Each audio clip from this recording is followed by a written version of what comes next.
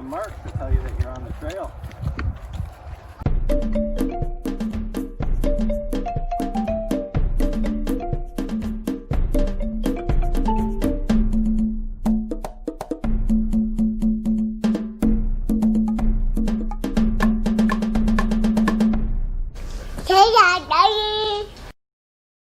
All right, so we are at the world's smallest police station. You can see it behind us. It even says it right on there. Telephone booth. So yeah, it's a telephone booth, which is pretty cool. So a long time ago, not really that long ago, but like 70s, 80s, I think is kind of when this kind of ended. I'm not sure the actual dates, but they had a telephone in here, and the local police officer, which there was only a couple and there was one on duty, would sit in here or sit by here and wait for a phone call. They used to have a payphone in here that they would get their call and then they'd go to wherever they had to go. But it's literally just a telephone booth.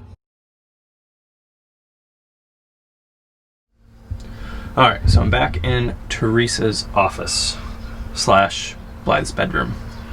I'm trying to put up a screen right here. Lance, if you're listening, which I know you're not, you need to make a screen for this. It would be awesome if you did. Anyways, so I got one of these cheap things as seen on TV deals that like magnet close together, which if you've ever had one, as they click back together, these little plastic pieces, a lot of times they'll break, fall apart, you'll lose the magnet. So what I did ahead of time was super glued all these closed and closed them shut.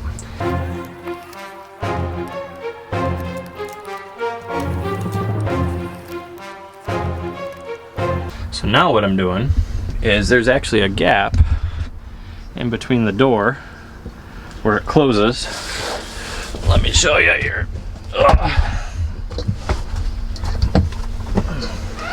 So when this is closed, there's a gap right here in between the door. I can almost fit my finger in it. So I'm hoping I can just leave the screen up and it just comes with Velcro strips that you put on, hook it on, that kind of a deal. So I'm hoping I can do that, otherwise we'll just have to take it down, but the Velcro strips fit in there perfectly fine. So that's what I'm doing.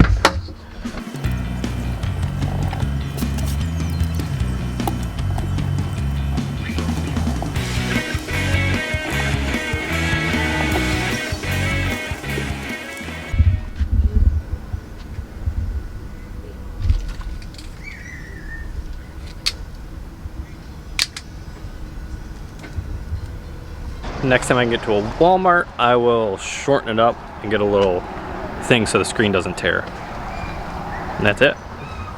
See if it works. All right, Teresa has a conference call today, so we're going on a quick hike. And who are we bringing with us? Mickey and Minnie. Mickey and Minnie. Mickey and Minnie are coming on a hike. This is in Tates Hell State Forest. I have no clue anything about the hike. I just see a sign for it, so I'm like, what the hell? We'll stop. So I'm looking at the little map here, and it's got a bunch of just stuff on there. I know we are here, so we are most likely at this hike, but I don't see a lot of other information about it. This is the High Bluff Coastal Hiking Trail. Oh, there's a little pamphlet. There we go. Right here. Okay, so this is an 8.7 mile loop, which I'm sure we're not going to do. We'll probably go about a mile in, turn around, come a mile back. So this hiking trail was also one of the first in this state forest, apparently, according to the literature. All right, let's go check it out. All right, so when you get here, it's literally right off the highway. That's Highway 98. There's a sign at the highway to come in. You've got a little parking area, and then there's a gate and the trail.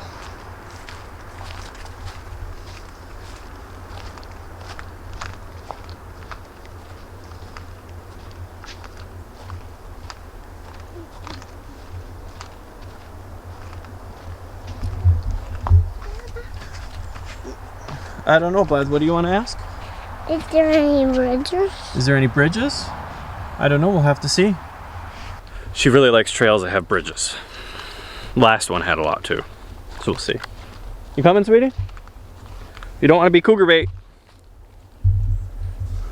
So we haven't gone too far on the trail. Somebody's already on my shoulders. But it looks like so far that pretty much, at least the path that I've been on, it kind of broke off a few times here and there. But it looks like mainly this trail is for forestry. You can see from side here.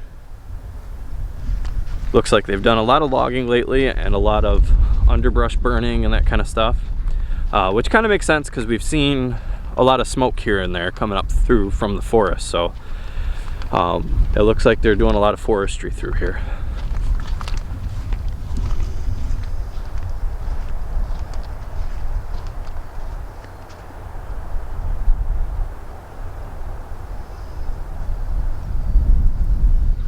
Alright, so the hike wasn't much of a hike.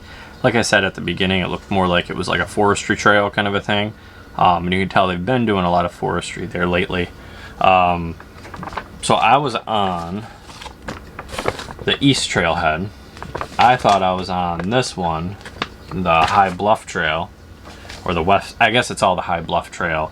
But the west trailhead, which is a larger loop, is supposedly better. I met some people on the hike and they said, like, I just turned around and they're like, is this all this hike is? And I was like, I think it is. But they were on the west trailhead, I guess the day before, and they said it was really nice. There's like actual overlooks you can go up. There's the bridges that Blythe always likes. So maybe tomorrow we're gonna go try the west trailhead and check that out. See if it's any better. Now back to laundry.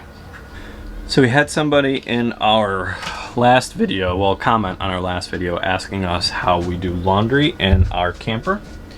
So here's the setup. So we've got this little washing machine. It's made by Jantech. There's a couple other manufacturers that also make this. It's completely automatic. You don't have to go from tub to tub and all this kind of stuff. You just throw your clothes in with your soap, turn it on, you hit power, start, water level. And then you can change processes where you do a soak, just a wash, just a rinse, just a spin. All right, so lots of stuff you can do.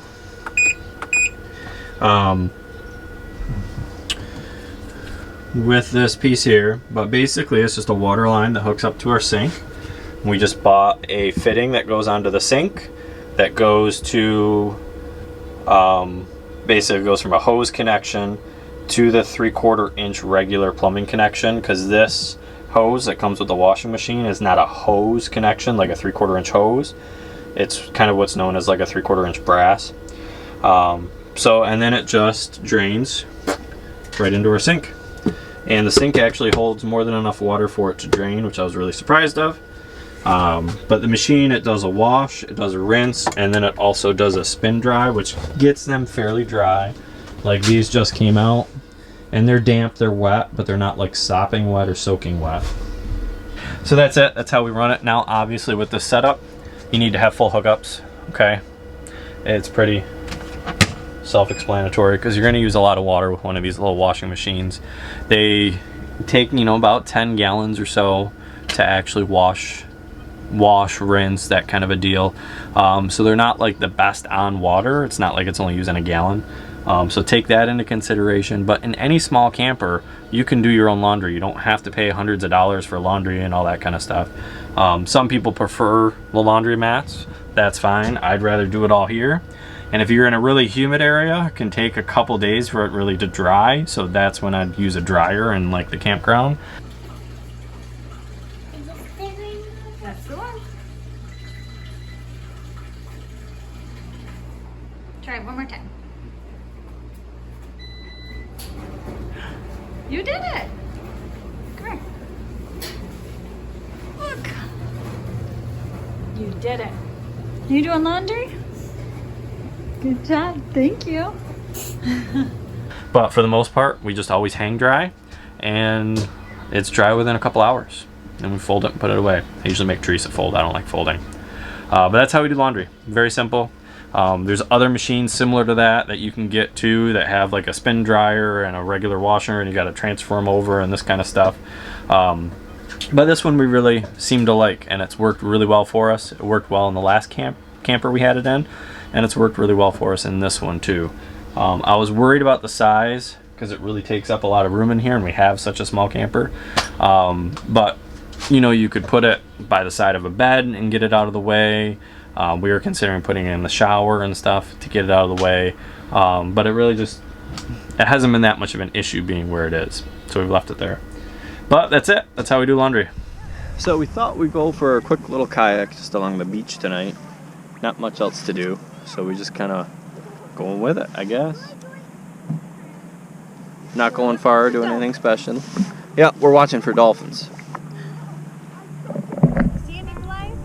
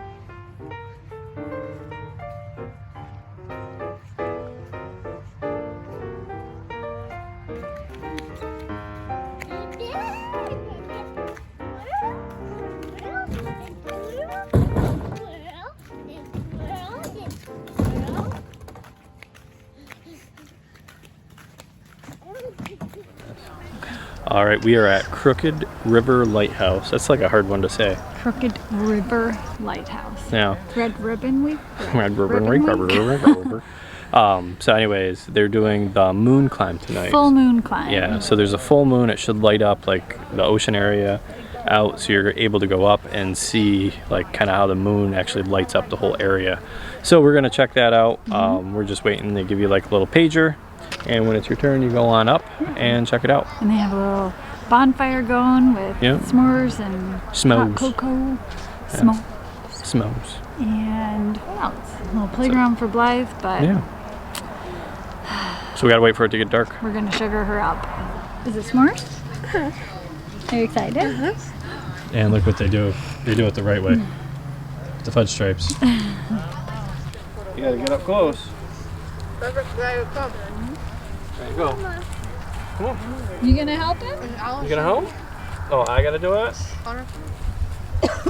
And then you're gonna climb on me. That makes it easy too. Oh.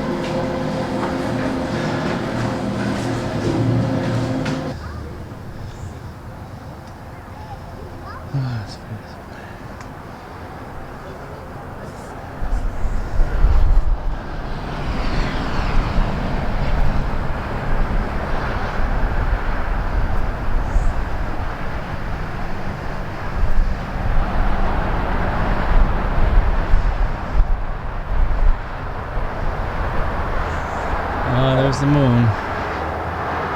It's behind the clouds.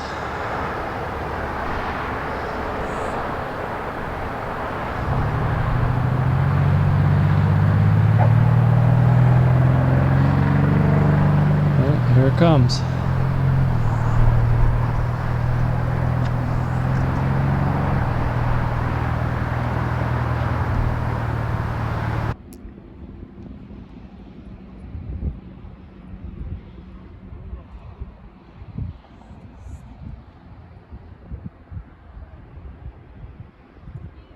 an ordinary high school gymnasium light bulb you're looking at. Really?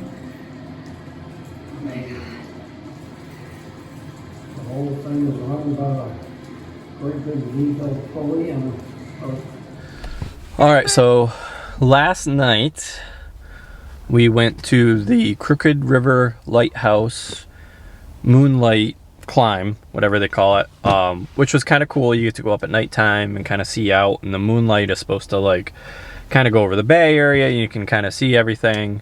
So it was basically from 5 to 7, which was like way too early. The moon pretty much didn't really come up till about 7 o'clock. I did, because Blythe couldn't go. You've got to be 44 inches to climb up there. But I went up, came down, and then Teresa went up. By the time Teresa got up, it kind of came out.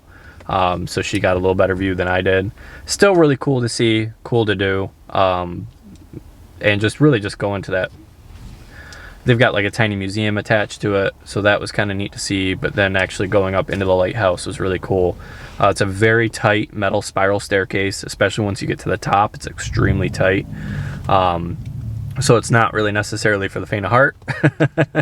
But it was definitely something cool to do and see. If you like lighthouses, definitely worth seeing. It's, I think, $5 to go up. All right, so now we're at the third museum. So we went to the World War II History Museum. Definitely something to go check out if you're near Carrabelle. We went to the Crooked River Lighthouse. And now we're going to the Carrabelle Museum itself. There's just one for the town of Carrabelle. If you do all three, apparently you get a pin. We'll see. I don't know. I'll ask about it. But we're going to go check out this one.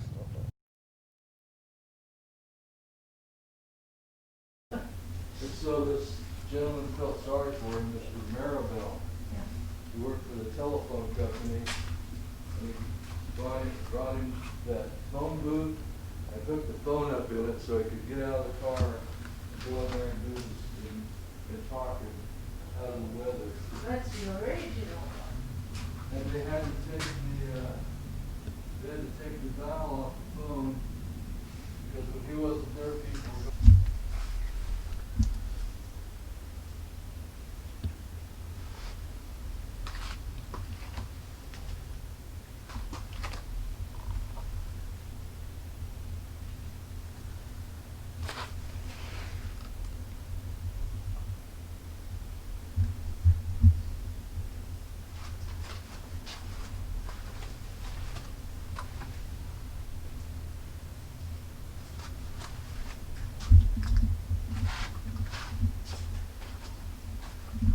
All right, so we checked out that. It was pretty cool. They had a lot of history in there about the town. The building is actually the old like city hall.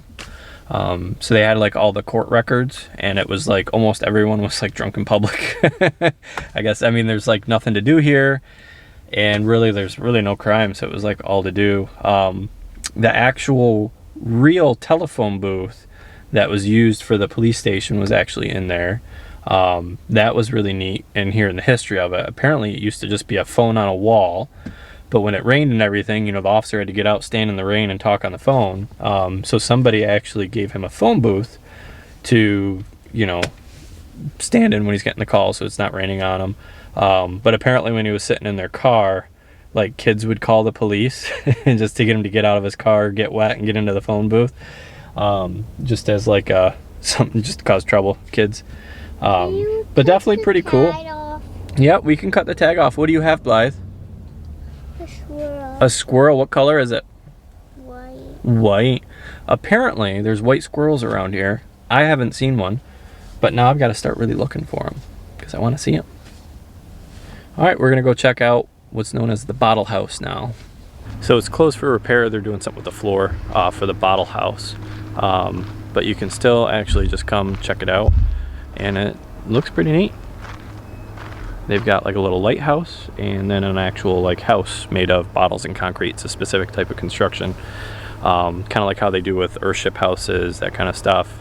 There's one where you use lumber too. It's like cord something or something like that. Same principle. You're basically laying some concrete, putting in something for stability, and then keep going layer by layer.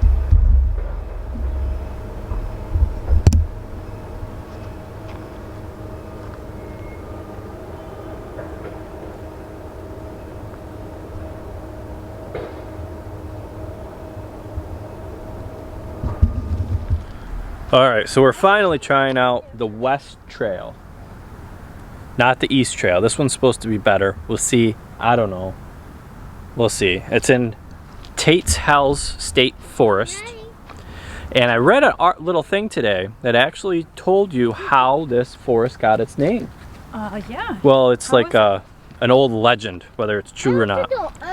So there's this guy with the last name of Tate, and he was chasing a jaguar that was killing his livestock through this forest and got lost in the swamps.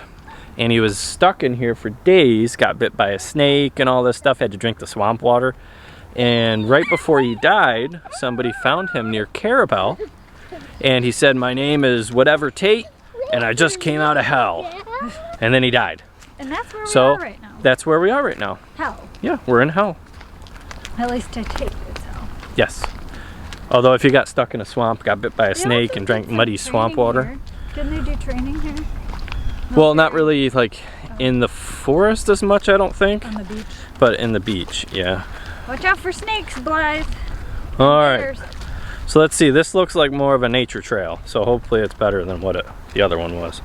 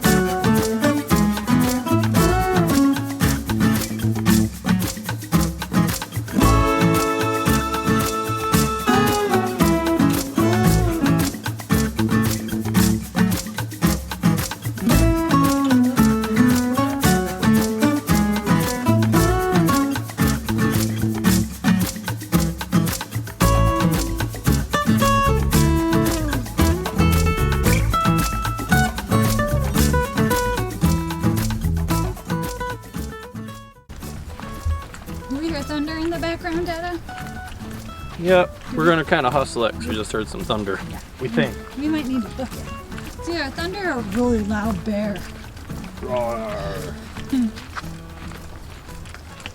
So, Happy New Year. Happy New Year. We're gonna just end this video here and on New Year's, and it'll be uploaded a couple days after New Year's. But so Happy New Year's. We didn't really do anything for New Year's Eve or anything like that. We went to a little dive bar restaurant in town.